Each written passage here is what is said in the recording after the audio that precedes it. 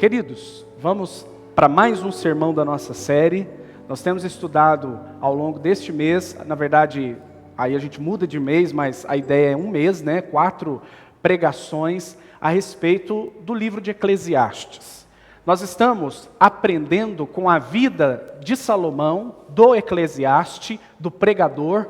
Nós estamos aprendendo lições que ele viveu na prática e transfere essas lições para nós. Tudo bem que a gente percebe que numa perspectiva humana, debaixo do sol, como ele mesmo diz, e às vezes a gente encontra palavras dele que são até meio difíceis de serem entendidas, parecem palavras tristes, pessimistas, mas que na verdade nós temos ali um homem analisando a vida fria e cruamente, mas à luz de toda a revelação das Escrituras, nós temos condição de entender o que esse homem quis dizer, inspirado pelo Espírito Santo, e agora iluminado pelo mesmo Espírito, nós podemos crescer nesse sentido.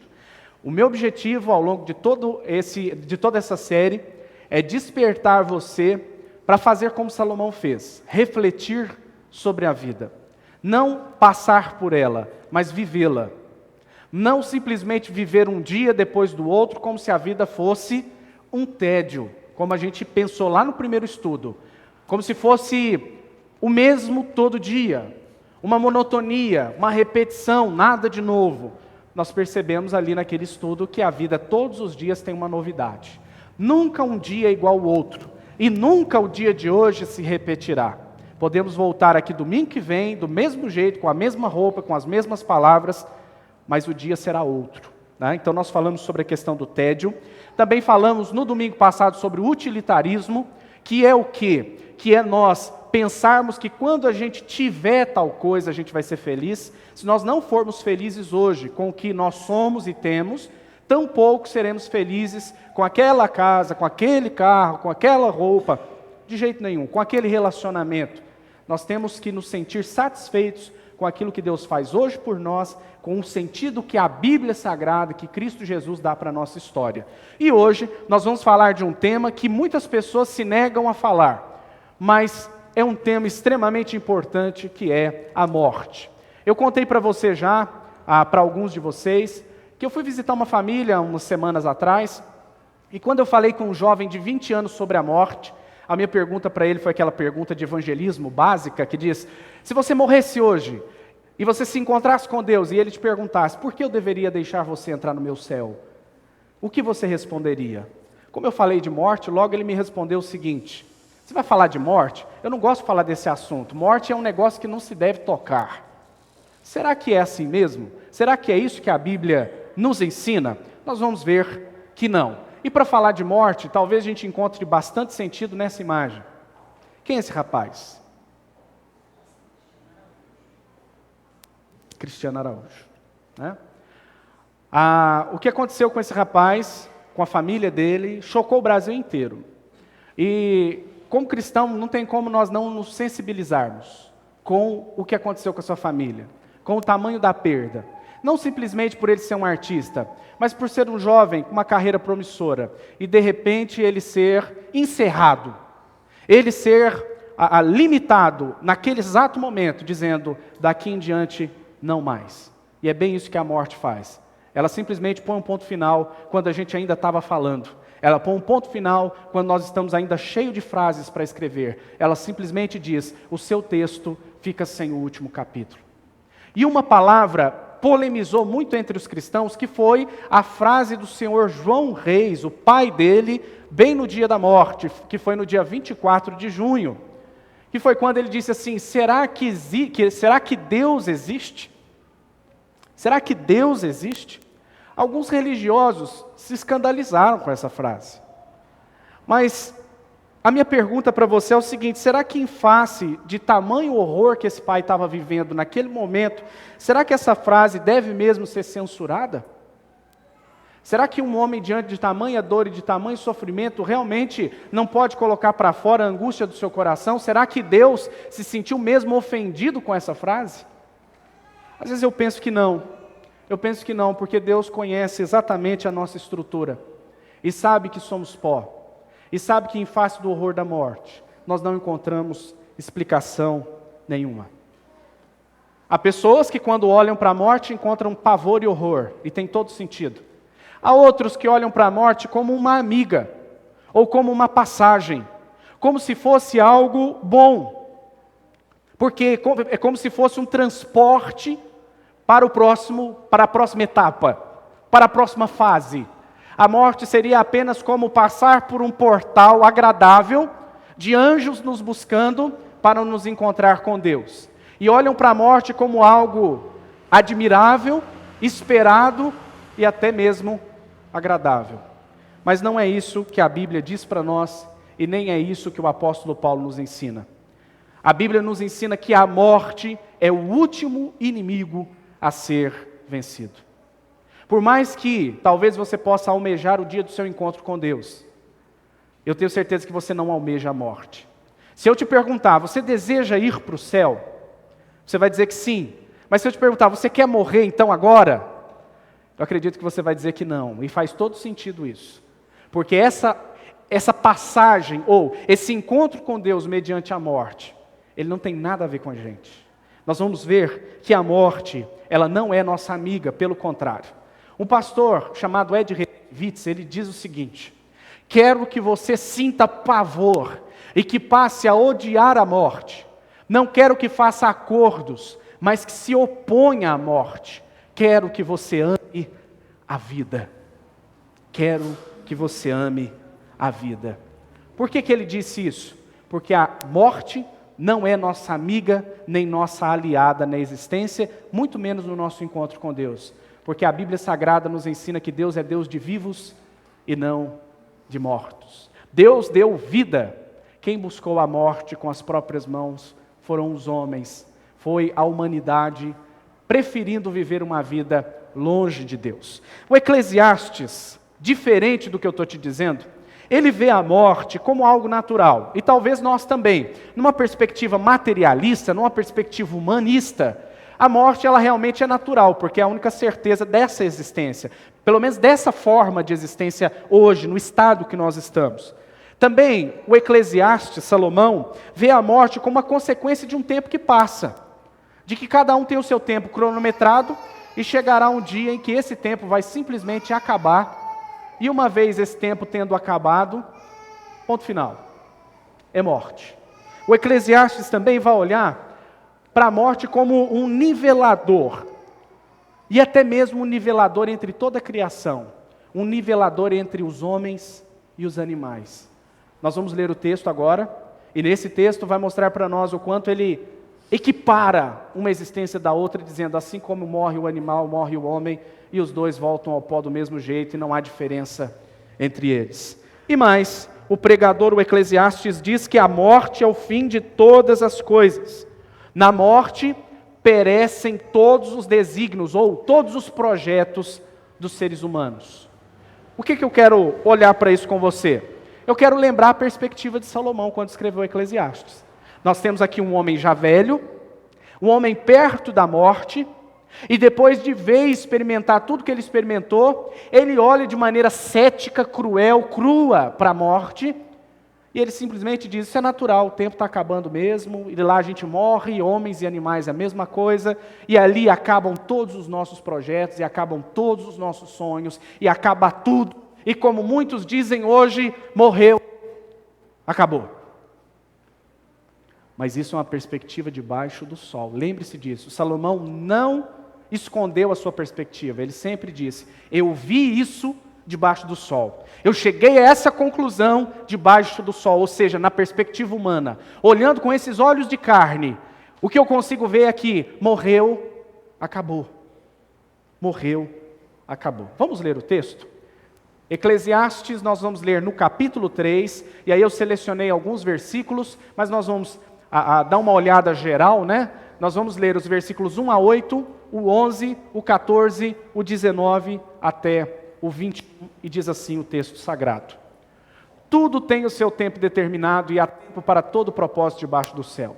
Há tempo de nascer e tempo de morrer, tempo de plantar e tempo de arrancar o que se plantou, tempo de matar, tempo de curar.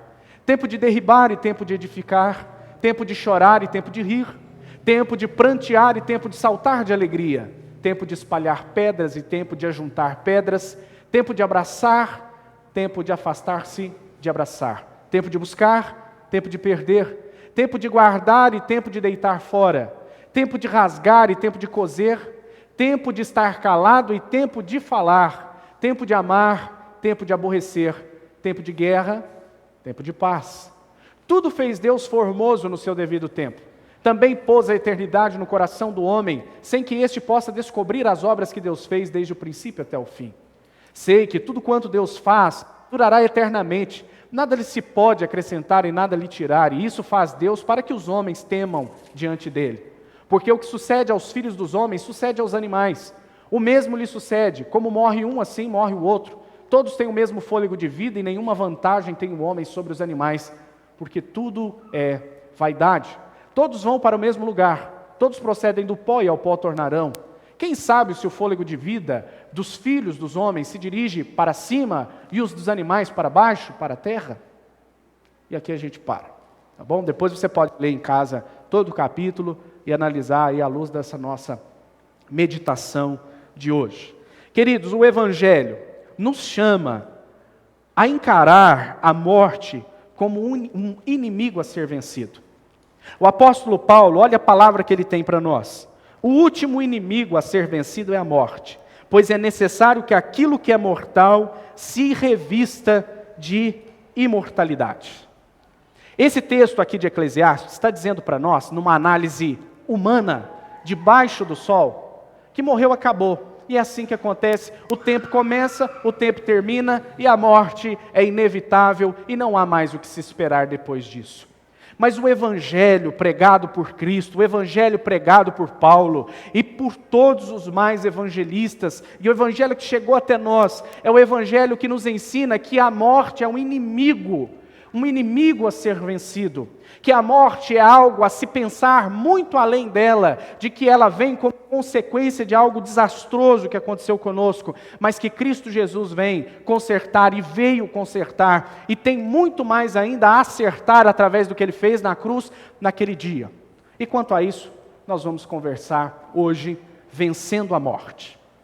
Por que que eu e você precisamos vencer a morte? Ou melhor, porque precisamos entender que a morte é um inimigo a ser vencido e que nós vamos vencê-la em Cristo e no que Cristo fez. Porque, em primeiro lugar, a morte contraria a essência humana. Olha de novo aí para o versículo número 11 do capítulo 3. Diz assim: tudo fez Deus formoso no seu devido tempo. Preste atenção. Também pôs a eternidade no coração do homem, sem que este possa descobrir as obras que Deus fez do princípio até o fim. O que o texto está dizendo que Deus colocou no meu e no seu coração? A eternidade. A Bíblia diz que Deus colocou algo em nós chamado eternidade. Mas o conflito se instala, quando o poeta compôs aquela canção dizendo que o tempo não para. Talvez você se lembre dessa canção que diz que o tempo não para. Aí se instala um grande conflito. Porque se o tempo não para, e com o tempo nós passamos, nós voamos, ao mesmo tempo a Bíblia Sagrada vai dizer que Deus colocou dentro desse ser humano que passa como neblina, um desejo de viver e de continuar vivendo. Parece loucura ou não? Você se lembra daquele vídeo que eu passei aqui na igreja, da última entrevista do Antônio Abujanra com o Eduardo Sterblich? Se você não assistiu, acesse a página da igreja, lá está o vídeo daquela primeira pregação dessa série, você vai poder assistir esse vídeo, logo no início, antes da pregação eu já passo o vídeo. É muito interessante que o Antônio Abujanra e o Eduardo Sterblich, quando eles conversam, o Sterblich diz o seguinte: eu gostaria de ser velho, eu queria ser velho, porque eu acho que velho inspira credibilidade, velho passa confiança. E aí olha o que o Sterblich diz para ele: eu trocaria com você agora, Abujanra. Se você quisesse e a gente pudesse, eu trocaria agora e eu viveria o restante da vida que você tem para viver e você viveria a minha juventude. A resposta do Antônio Abujanra, o que vocês acham? Na hora, está trocado, está feito. Eu quero mesmo voltar no tempo. Só que 7 dias depois ele morreu. Isso aconteceu no dia 21 e no dia 28 o Antônio Abujanra faleceu. Mas veja você, o jovem olha para a velhice e deseja a velhice. Que loucura, né? Bem quando a gente tinha 10 anos, 15 anos, querendo ter 18 para tirar carta, aquelas coisas todas, né? Mas aquele homem agora chega na velhice e olha para trás e diz: como eu gostaria de voltar no tempo. Porque dentro de nós há uma sede por vida, não por morte. Porque Deus colocou dentro de nós um negócio chamado eternidade. E eternidade não tem nada a ver com a morte. Porque quando a gente pensa em morte, a gente pensa em quê? Fim. E eterno é aquilo que não acaba. Que não acaba. Primeira coisa, a morte não tem a ver com a gente. Em nada. Em absolutamente nada. Por isso que ninguém consegue se preparar para a morte.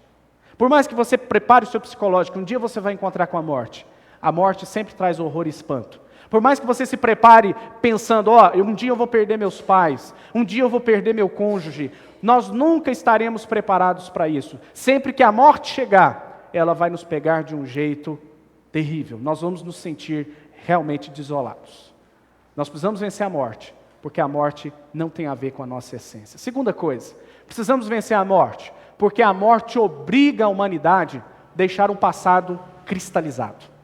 Olha o que diz nos versículos 14 e 15 do mesmo texto. Sei que tudo quanto Deus faz durará eternamente, nada lhe se pode acrescentar e nada lhe tirar. E isso faz Deus para que os homens temam diante dele. O que já é, ou o que é, já foi. E o que há de ser, também já foi. E Deus fará renovar-se o que passou.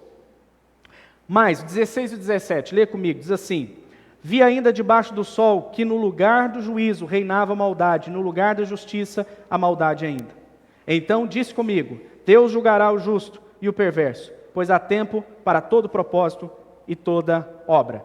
Esses 4 versículos têm a ver com o ponto 2 e o ponto 3. No ponto 2, primeiro porque o que já foi, foi. E depois vai acontecer de novo, porque o que eu faço agora, alguém já fez antes e alguém fará depois de mim. Mas o que eu fiz está feito. A morte faz algo com a gente, obriga a humanidade a deixar um passado cristalizado. Como o tempo para nós está passando, o que você fez ontem está feito. Simplesmente está feito. E a Bíblia é tão interessante nessa questão que ela diz o seguinte: que Deus perdoa os nossos pecados, que Deus se esquece dos nossos pecados, que lança no mar do esquecimento. No entanto, a Bíblia não diz que Deus desfaz os nossos pecados. Deus não volta o tempo para a gente fazer de novo. Se uma pessoa perde uma vida inteira fazendo tudo de errado, ele pode se converter, aceitar Jesus Cristo, ser salvo, pode, mas ele não terá mais aquele tempo passado para poder fazer uma história diferente. Ele só terá daqui em diante. O tempo e a morte cristaliza a nossa história. A morte, por quê? E o tempo? Porque com a morte o tempo passa, o tempo tem que passar. E aí a gente começa a envelhecer, e quando a gente envelhece, a história passou, e não adianta, você não, com 40 anos, não adianta querer viver as aventuras de 17 anos. Acabou, a fase passou. Não adianta mais eu querer voltar e brincar com os meus carrinhos. Por mais que eu gostava deles antes e até queira guardar como recordação para visitar o passado na memória, mas eu não posso voltar mais e nem tenho mais o mesmo prazer em pegar aqueles carrinhos e brincar e criar uma história, uma viagem, como eu criava. Se bem que eu destruía meus carrinhos todos, né? Porque eu sempre ia brincar de acidente. E aí eu lembro que o meu pai usava aqueles desodorantes Tred Machan, você lembra desse desodorante de álcool? E aí minha mãe não sabe disso, até hoje. Mas eu ia lá, pegava o desodorante do meu pai, brincava que o carrinho batia, jogava aquele desodorante em cima e jogava fogo. Olha o perigo. Cuidado com seus filhos, viu? Se eu fazia isso, os meninos de hoje estão mais para frente ainda, né? Mas acabou isso, eu não vou ficar colocando fogo em carrinho mais com desodorante. Passou. A vida passa. Tem um filme muito legal, de um ator que as mulheres dizem que é muito bonito, que é o George Clooney. Né? Algumas mulheres dizem isso. E esse filme se chama Amor Sem Escala. Ele é um funcionário de uma empresa que demite. A empresa não quer demitir o funcionário, contrata a empresa dele e ele vai até a empresa demitir os funcionários de 20 anos de carreira e tudo mais. Como o patrão não quer olhar nos olhos do funcionário, ele paga alguém para mandá-los embora. E ele viaja os Estados Unidos todo, é muito, tanto que ele ganha no final do filme um cartão de cliente VIP, porque ele atingiu o máximo das milhas, e agora ele pode viajar para onde quiser de graça. E ele viaja, viaja, viaja. Só que no filme ele já está com seus 40 e alguma coisa, e ele começa a prestar atenção, ele vai no casamento da irmã, e ele presta atenção que a irmã pede para o tio do marido entrar com ela, porque o pai já havia morrido, e ele quis entrar com a irmã, mas a irmã tinha mais vínculo com o tio do marido do que com o irmão, ou seja, ele perdeu o tempo, porque ele sempre estava viajando, ele não participava da vida de ninguém, ele nunca estava lá. Então, as pessoas, a própria família teve que simplesmente seguir a vida. E ele estava ainda solteiro, ele estava longe da família, dos irmãos, longe de um relacionamento, e quando ele encontra uma mulher que ele acha que é um relacionamento legal, essa mulher só tinha uma aventura amorosa com ele, porque ela era casada e tinha filhos e tudo mais. É um filme legal de se assistir, porque o filme deixa muito claro ali a frustração de um homem que deixou a vida passar e não prestou atenção nisso. E quando ele olha, ele sente muito pesar. Sente muito pesar. Aí, como ele não consegue consertar, ele simplesmente continua trabalhando com a mesma profissão e continua viajando, e ali o filme termina. E eu contei o final, agora acabou a graça, né? Mas ali a gente vê um homem que deixa o tempo passar e não aproveita e depois se sente frustrado por isso. Então, precisamos vencer a morte porque ela acaba cristalizando aí o nosso passado. E o que passou, passou, e a gente nunca mais vai poder viver aquilo. E se nós somos seres eternos, era para aquilo nunca acabar, era para aquilo nunca passar. Passa porque, infelizmente, a gente está caminhando rumo à morte. Terceiro, precisamos vencer a morte, porque a morte coloca a humanidade diante do julgamento divino. Se por um lado a morte cristaliza o nosso passado, e o que passou, passou, ela também coloca a humanidade diante do juízo de Deus. Porque aqui o autor, Salomão, vai dizer que vi ainda debaixo do sol, lembra a expressão debaixo do sol, que no lugar do juízo reinava a maldade, no lugar da justiça a maldade ainda. E aí o que acontece? Então diz comigo, Deus julgará o justo e o perverso, pois há tempo para todo propósito, para toda obra. Aqui Salomão lembra de um negócio chocante. Ele diz que a humanidade um dia estará diante de Deus para prestar contas desse tempo que passa e como foi vivido esse tempo que passa. Prestar contas das obras realizadas. Nós só teremos que prestar contas diante de Deus da nossa história, porque infelizmente a gente morre. Porque se a gente não morresse, a gente não teria que prestar contas para Deus. Porque é simples a matemática. A gente só morre porque o pecado entrou na nossa existência. Se o pecado não tivesse entrado, não haveria morte. Tampouco necessitaria de um julgamento para condenar os pecadores, porque todos estariam diante de Deus em comunhão com Ele. Mas a morte, infelizmente, ela traz consigo um encontro com o trono do Altíssimo, do justo juiz que tudo vê, que tudo sabe. E aí a minha pergunta para você é, como você reagiria diante disso? A mesma pergunta que eu fiz para aquele rapaz, naquele dia na casa dele. Se você falecesse hoje e aparecesse diante de Deus, e Deus perguntasse para você, por que você deveria entrar no céu? Qual seria a sua resposta? Ou se você estivesse hoje diante do trono, ou diante do julgamento do grande juízo de Deus, qual seria a sua percepção disso, resposta disso, sua defesa? São coisas que a gente tem que pensar. Mas eu te dou uma dose de esperança e de ânimo, lá em 1 João 1,7, que diz o seguinte, o sangue de Jesus nos purifica de todo pecado. Se você está em Cristo Jesus, você já não vai ser julgado mais para condenação. Já não há mais esse julgamento, céu e inferno. Quem não crê em Jesus já está julgado, já está condenado. Mas quem crê em Jesus já tem todos os seus pecados perdoados. Vocês lembram quando a Luciana leu lá para nós? Já não há mais condenação para aqueles que estão em Cristo Jesus. Nada pode nos separar do amor de Deus que está em Cristo Jesus. Isso é maravilhoso, maravilhoso. Nós não precisamos ter medo da morte. A morte não é para ter medo. Ela é uma inimiga a ser vencida, uma inimiga terrível. Mas se nós nos encontrarmos diante de Deus, Deus verá em nós quem?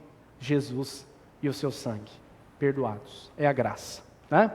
Quarto, precisamos vencer a morte, porque a morte nivela a humanidade por baixo.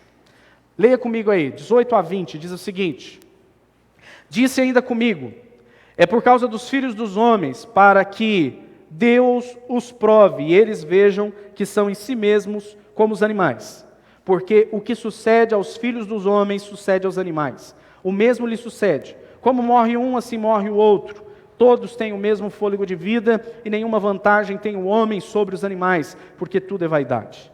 Todos vão para o mesmo lugar. Todos procedem do pó e ao pó tornarão. Quem sabe se o fôlego de vida dos filhos dos homens se dirige para cima e dos animais para baixo, para a terra? Gente, se tem um texto bíblico que deixa uma pessoa desalentada, é esse aqui. Não tem um texto bíblico que, se mal interpretado, vai deixar um sujeito mais contrariado da vida. A menos que ele faça igualzinho aquela piadinha, né, da pessoa que vai buscar uma resposta de Deus para alguma coisa, aí ele fecha a Bíblia e abre, né? E aí ele vai ler lá, e ele está numa situação terrível na vida. Isso aqui é um parênteses só para uma historinha, tá? E ele abre a Bíblia lá numa situação terrível e pede a Deus uma orientação. Aí ele abre e diz: Judas suicidou. Aí eu falo: meu Deus, não tem nada a ver comigo, eu vou abrir e fechar de novo. Aí ele abre de novo e diz: vai tu e faça o mesmo. Não é para mim, não tem nada a ver comigo. Ele faz de novo e diz: o que tem de se fazer, faça logo. Então, não é assim, né? Não é assim não. A gente tem que ler a Bíblia e saber interpretar, senão a gente vai entender a coisa errada. A Bíblia não é um livro para se ler de qualquer jeito. É até uma dica que eu dou para você: a Bíblia não é um livro para se ler do início ao final. Quem vai ler a Bíblia pela primeira vez, não comece em Gênesis, porque quando chegar em Êxodo, Levítico e Números, você vai parar. Isso é regra. Você tem que começar a ler a Bíblia. 2 livros eu indico para vocês, que vocês não vão parar: Marcos e João. Por que não Mateus? Porque Mateus ainda tem muita linguagem judaica, que precisa de uma ajuda de interpretação. Mas comece por Marcos e comece por João, que você vai começar. A Bíblia é um livro muito interessante, você tem que ler o final para poder entender o início, para fazer sentido o início. Então essa é uma dica para vocês não desanimarem na leitura bíblica, tá bom? Agora, voltando para o que Salomão diz para nós ali, é totalmente desesperançoso. A morte está nivelando as pessoas por baixo. Por quê? Porque simplesmente está colocando todo mundo na mesma condição, pó, e vai voltar para o pó. Assim como você enterra um cachorro morto, você vai enterrar uma pessoa. Será que realmente nós temos aí o mesmo peso, o mesmo valor? Será que realmente para Deus a gente tem a mesma representatividade, que morreu, acabou, e ambos são a mesma coisa? Aí você tem o pai de Salomão, porque aí quando o pai fala, tem mais experiência, né? O pai de Salomão, quem foi? Davi. E Davi, no Salmo 8, ele diz para nós o seguinte: que Deus coroou o homem até de honras, e diz que um pouco menor do que Deus o fizeste. Irmãos, nós somos a coroa da criação de Deus. Nós somos seres amados pelo Pai. E foi por isso mesmo que Ele enviou o seu próprio Filho para morrer por nós. Ele entregou o único Filho, o único unigênito, o único gerado, para morrer por mim e por você. Não foi para morrer pelos animais. Então isso daí tem um significado muito, muito grande para nós. Isso deixa bem claro para a gente que nós não estamos nivelados por baixo. Nós estamos no alto. Porque Deus nos colocou lá, não é pela arrogância e pretensão, não. Deus é que nos dá esse status de pessoas amadas por Ele. E a morte, infelizmente, o que ela faz conosco é nos humilhar e nos nivelar por baixo. Mas Jesus, cheio de vida, que veio trazer vida em abundância, é aquele que nos nivela agora por cima. É aquele que nos coloca numa posição privilegiada. E por último, do porquê vencer a morte, porque a morte lança a humanidade para o desconhecido.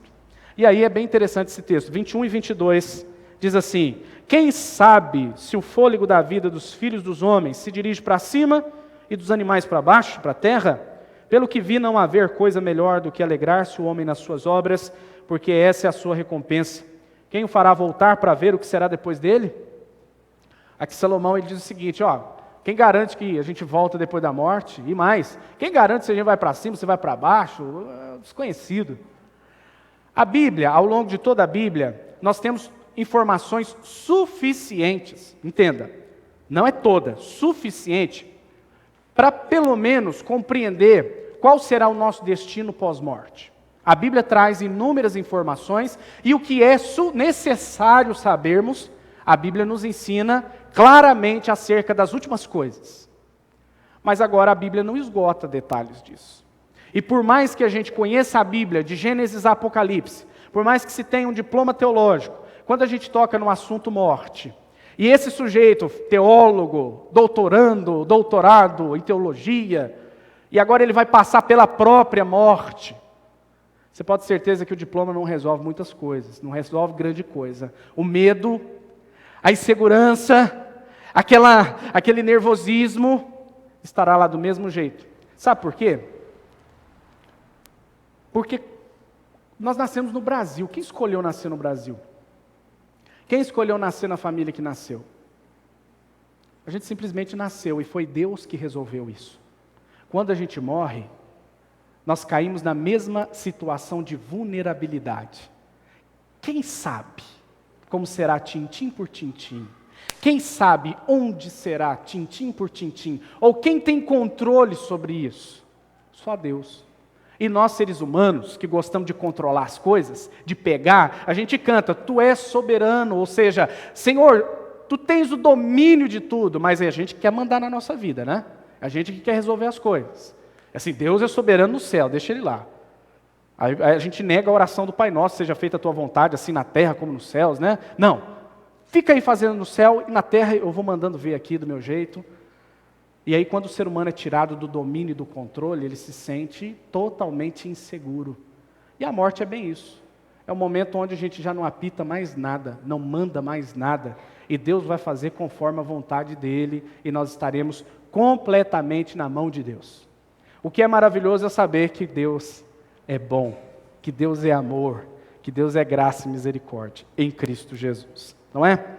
Então, queridos, nós vimos aqui os 5 pontos. Por que vencer a morte? Por quê? E eu vou encerrar com vocês, agora partindo para o próximo passo. E agora, por quem nós vamos vencer? Ou através de quem nós vamos vencer a morte? Porque um fato claro para nós é que a morte nos vence.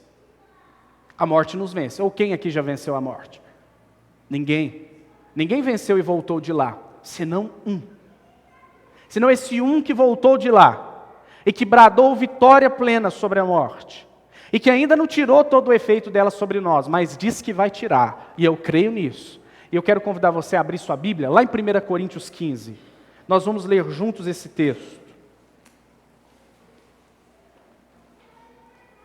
1 Coríntios 15, nós vamos ler alguns textos aí, está selecionado, de 1 a 8, de 12 a 14, de 16 a 26. Eu vou pedir que você preste atenção na minha leitura. Se de repente você não quiser acompanhar, mas fique de ouvido atento à minha leitura para você compreender o que o apóstolo Paulo está falando acerca de Jesus, da vida eterna, da ressurreição. Diz assim: Irmãos, venho lembrar-vos o evangelho que vos anunciei, o qual recebestes e no qual perseverais. Por ele também sois salvos, se retiverdes a palavra tal como vou-la preguei, a menos que tenhas crido em vão. Antes de tudo, vos entreguei o que também recebi. O quê? Que Cristo morreu pelos nossos pecados, segundo as Escrituras, e que foi sepultado e ressuscitou ao 3º dia, segundo as Escrituras, e apareceu a Cefas e depois aos 12, depois foi visto por mais de 500 irmãos de uma só vez, dos quais a maioria sobrevive até agora, porém alguns já dormem. Depois foi visto por Tiago mais tarde, por todos os apóstolos, e afinal, depois de todos, foi visto também por mim, como por um nascido fora de tempo. Ora, o 12, ora, se é corrente pregar-se que Cristo ressuscitou dentre os mortos, como, pois, afirmam alguns entre vós que não há ressurreição dos mortos? Se não há ressurreição dos mortos, então Cristo não ressuscitou. E se Cristo não ressuscitou, é vã nossa pregação, é vã nossa fé. No 16, porque se os mortos não ressuscitam, também Cristo não ressuscitou. E se Cristo não ressuscitou, é vã a vossa fé, e ainda permaneceis nos vossos pecados. E ainda mais, os que dormiram em Cristo pereceram. Se a nossa esperança em Cristo se limita apenas a esta vida, somos os mais infelizes de todos os homens. Olha que palavra fantástica! Se a nossa esperança em Cristo, se você crê em Cristo, mas isso se limita apenas a esta vida, somos os mais infelizes dos homens. 20. Mas se de fato Cristo ressuscitou dentre os mortos, sendo Ele as primícias dos que dormem, veja, primícia dos que dormem, isso é importante. Visto que a morte veio por um homem, também por um homem veio a ressurreição dos mortos. Porque assim como em Adão todos morreram, ou todos morrem, assim também todos serão vivificados em Cristo. Cada um, porém, por sua própria ordem. Cristo, as primícias, depois os que são de Cristo na sua vinda. E então virá o fim, quando Ele entregar o reino ao Deus e Pai, quando houver destruído todo o principado, bem como toda a potestade e poder. Porque convém que Ele reine até que haja posto todos os inimigos debaixo dos pés. O último inimigo, leia comigo o 26, vamos ler juntos. O último inimigo a ser destruído é a morte. Irmãos, a morte nos vence, mas houve alguém, Cristo, Jesus, que morreu por nossos pecados. E aí você diz, foi vencido pela morte, lascou tudo, porque se veio Jesus e a gente naquela expectativa, esse cara vai resolver tudo. E aí ele morre. Eu fico imaginando o tanto que os apóstolos ficaram contrariados, dispersaram. Mas aí chega a boa nova das mulheres dizendo, nós vimos o mestre, quando disseram Rabone, mestre, Jesus ressuscitou, e eles não acreditaram. Tomé com aquela palavra, se eu não ver a mão, se eu não ver o lado, não vou acreditar. Mas Jesus aparece para eles várias vezes durante 40 dias. Paulo diz, mais de 500 testemunhas oculares viram o Cristo ressuscitado no seu corpo glorificado. E é por isso que ele está dizendo, vocês não acreditam na ressurreição dos mortos? Como é que é isso? Porque isso era normal na cultura grega, que eles achavam que morreu, acabou. Parecido com hoje, né? Bem interessante.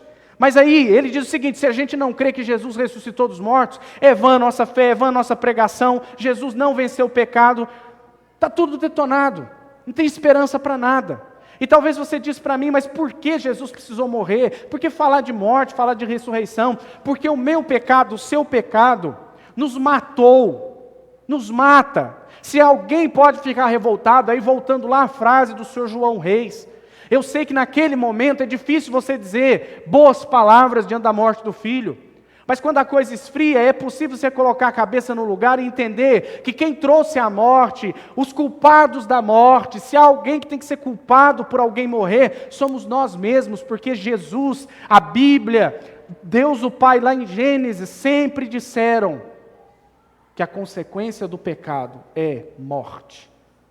Morte é separação. Assim como quando você desplugou seu celular da tomada, do carregador, e ele começou a morrer, ou a bateria começou a acabar, e uma hora vai apagar, somos nós. Quando nós nascemos sem Deus, e nós todos nascemos sem Deus, porque todos nascem no pecado.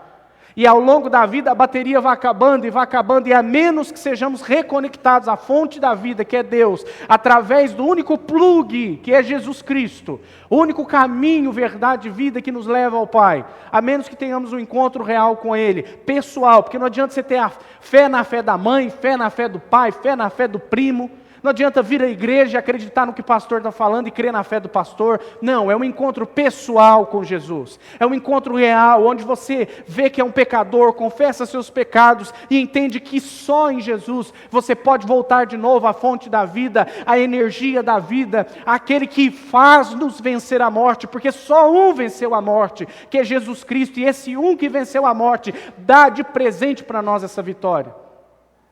Se a morte para nós é algo não natural, porque de fato não é, Jesus faz a gente voltar ao que é natural de cada um de nós, que é a vida eterna. Se o pecado, a morte, cristaliza o nosso passado, a Bíblia Sagrada diz que Jesus Cristo nos dá agora a vida eterna para nós não mais termos um passado cristalizado, mas uma eternidade na presença de Deus, fazendo a vontade de Deus. E assim por diante. Jesus veio consertar toda a tragédia do pecado, e a maior delas, a morte. Qual é a nossa esperança? A minha esperança, e eu desejo que seja a sua esperança. Como você pode então lidar com a morte? A morte é consequência do pecado. Todos nós estamos debaixo disso. Todos pecaram e carecem da misericórdia, da glória de Deus, da presença viva dEle, que vivifica. Essa morte foi vencida por Cristo ao terceiro dia, quando Ele ressuscitou dos mortos. Por isso que nós dizemos que a ressurreição de Jesus e a celebração da Páscoa, no calendário cristão, é a data mais importante.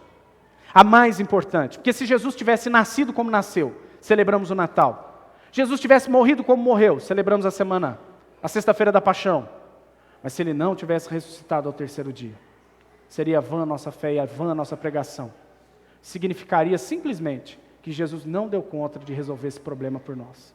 Mas ele volta para dizer, eu sou a primícia dos que dormem, ou seja, eu sou aquele que voltou primeiro da morte. E se ele voltou primeiro, significa que muitos outros vão voltar depois dele.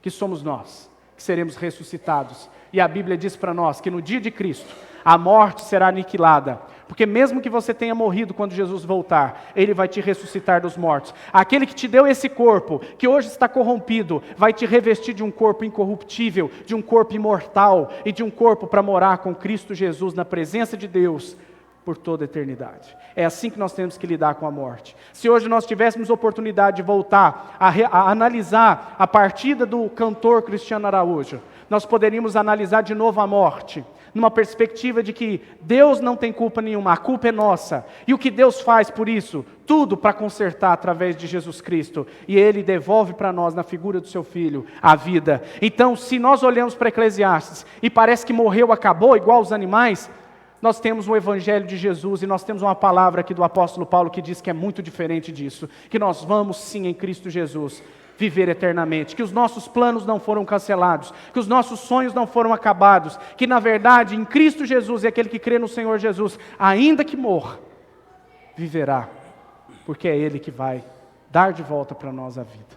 Se você crer nesse Jesus, hoje, se você se render a Ele como seu Senhor e Salvador, o que Ele quer te oferecer é justamente essa vida eterna. Não perca a oportunidade de hoje, sabe por quê? Talvez seja a última que Deus vai te dar. Como nós estamos falando de morte, nós precisamos ponderar que talvez seja esse o nosso último encontro. Talvez seja a última vez que você está ouvindo a minha voz. Porque talvez é a minha última fala. Ou talvez pode ser a sua última audição.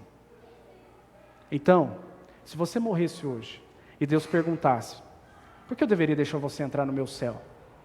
Não adianta responder para Ele que deu sopa para o mendigo. Não adianta responder para Ele que pagava as contas, que era bom pai, boa mãe, bom isso, bom aquilo. Bom só há um, que é Deus, e na figura do Seu Filho Jesus. A única resposta que a gente pode dar para Deus, se é que nós vamos responder alguma coisa para Ele, é o seguinte: Senhor, eu não tenho condições de entrar aí por minha conta, mas Jesus já pagou a conta por mim na cruz do Calvário, ressuscitou dos mortos para me dar a vida eterna. Não por mim, mas por Ele eu posso sim entrar no céu, no teu céu. Se você crê nisso, você pode ser salvo, tu e tua casa. Que Deus te abençoe em nome de Jesus.